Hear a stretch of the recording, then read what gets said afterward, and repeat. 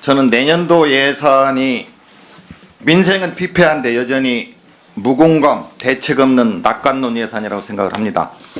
어저께 한덕수 총리 시정연설 대독 내용에도 보면은 상당히 팩트도 왜곡돼 있고 너무 낙관적인 과대 포장으로 국민들을 헷갈리게 하고 있다고 생각을 합니다. 지금 경제가 어렵습니다. 민생경제, 지역경제 파탄 상태입니다. 어디에도 윤석열 정부는 보이지 않습니다. 경제는 어렵고 국민들은 걱정이 많은데 무모하고 성과 없는 긴축 예산, 건전 예산만 강조하는 게 내년도 예산이라고 생각을 합니다. 저는 전면 재편성을 요구합니다. 3년 연속 세수 결손만 하더라도 장관께서 얼마 전에 그 대책 보고를 하셨는데 제가 그때도 얘기했습니다. 근본적인 해결책이 없는 땜질식이다 이렇게 얘기를 했습니다. 그 의미는 땜질식이기 때문에 내년 세수도 걱정이 많이 된다는 뜻입니다. 내년 세수가 15조 7천억이 증액된다고 합니다. 경제가 어렵습니다. 근거가 무엇인지 대단히 걱정이 됩니다. 3년 연속 세수 결손이 걱정이 됩니다. 근본적인 대책이 없는 상태에서 세입 예산 정말로 걱정이 됩니다. 왜냐하면 일단 대책이라고 내놓은 주택기금만 보더라도 주택도시기금은 국민의 돈입니다. 제가 분명히 지적했는데 청약예금, 주택채권 국민의 돈입니다.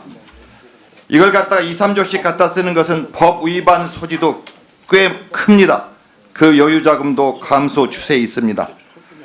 이런 상태에서 세수 추계를 하면서 내년도 추계하면서 15조 7천억 증액 얘기를 하시는데 국회 예정처에서 분석한 것처럼 소득세 1조 8천억, 상속증여세 1조 1천억, 법인세 4천억, 부가가치세 2천억 등 결손이 매우 걱정되고 있는 상황입니다. 내년 경제가 모두 어렵다고 국내외 경제 기관들도 전망하고 있습니다. 이런 상태에서 아까 부총리께서 말씀하실 때 보면은 기업 실적 개선 등을 반영해서 금년보다 15조 6,868억 원 증가했다는 기업 실적 증가. 이 세수 추정할 때보다 이게 봄보다 지금 훨씬 어렵습니다. 경제가 아시다시피 앞으로 쉽지 않을 겁니다. 이런 상태에서 예비비가 너무나 많이 책정돼 있어요.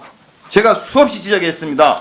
예비비 주머니 쌈짓돈처럼 쓴다. 대통령 순방 등에 그건 당연히 예비비 항목이 아닙니다.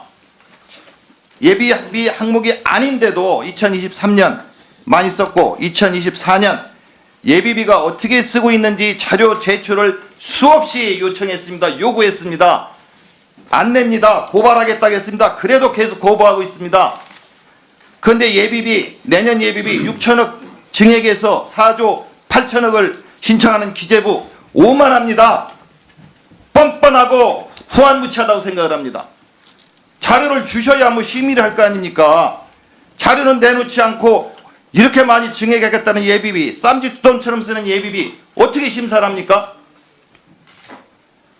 저는 감염병 대책 대응제에서 삭감해놓고 예비비 증액 사유 말도 안 됩니다. 예비비를 심사하려면 자료를 주시오. 자료를 계속 거부하면서 국민을 무시하고 국회를 무시하는 기재부 반성하십시오.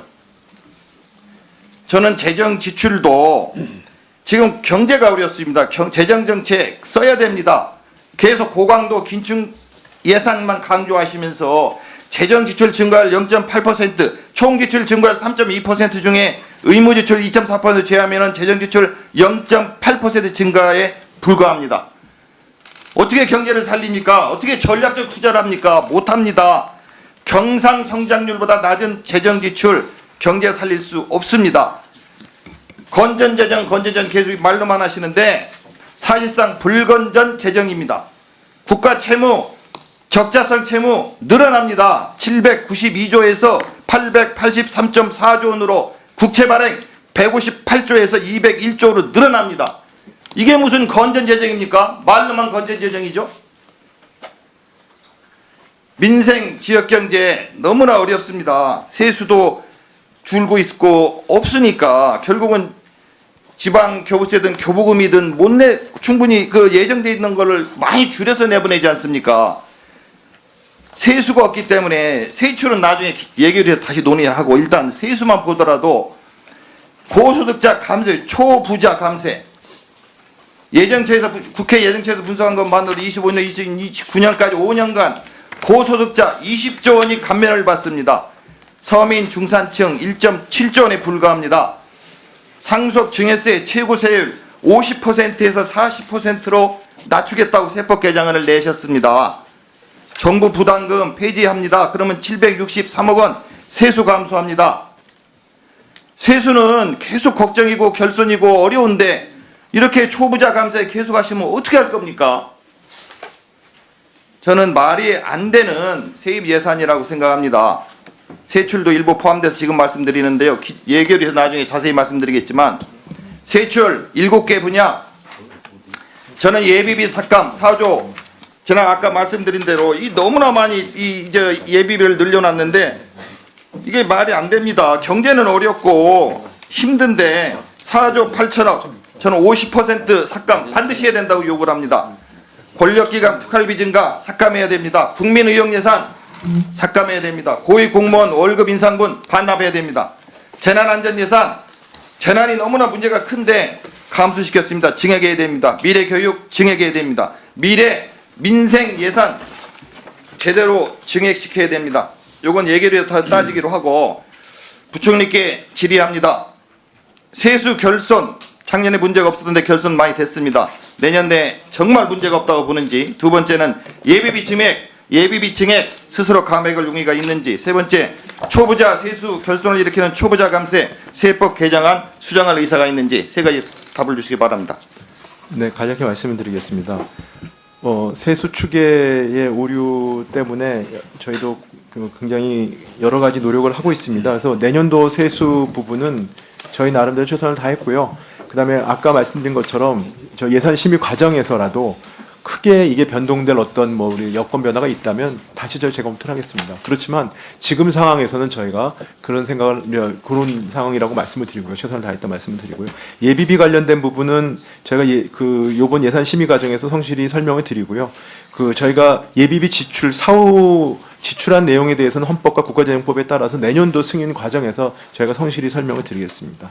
그다음에 감세 아까 말씀하신 부분들은 올해 저희가 세법 개정안이 전체적으로 내년도 세수에 미치는 영향은 1조가 안 됩니다. 그래서 저희 생각으로는 그런 부분들이 당장 내년도에 세수에 큰 영향을 주는 건 아니고 다만 저희가 생각하는 우리 조세 정책의 어떤 오래된 세수 조세 제도의 어떤 낡은 제도를 정상화한다. 그리고 우리가 경제를 활력을 촉진한다는 데 도움이 된다고 생각하고 있습니다. 예비비는 기본적인 심의 자료는 주십시오. 하나도 안 주시면 심의가 불가능합니다. 예, 수고하셨습니다. 다음은 존경하는 박홍근 의원님 질의해 주십시오.